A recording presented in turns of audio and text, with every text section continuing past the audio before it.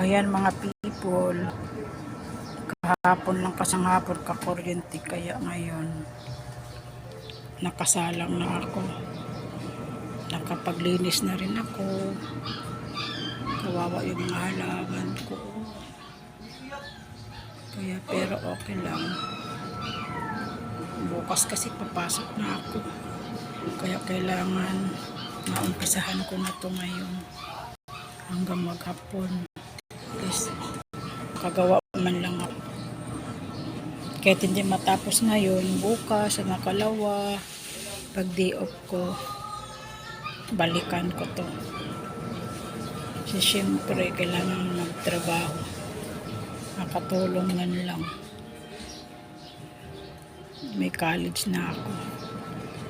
Wala pang gamit si Tricia ko. Kaya kailangan mag-work na muna ang nanay niya. Saka na kita ayusin mga halaman ko. Mag-antay lang kayo. May oras din kayo na malinisan ko ng maayos. Salamat.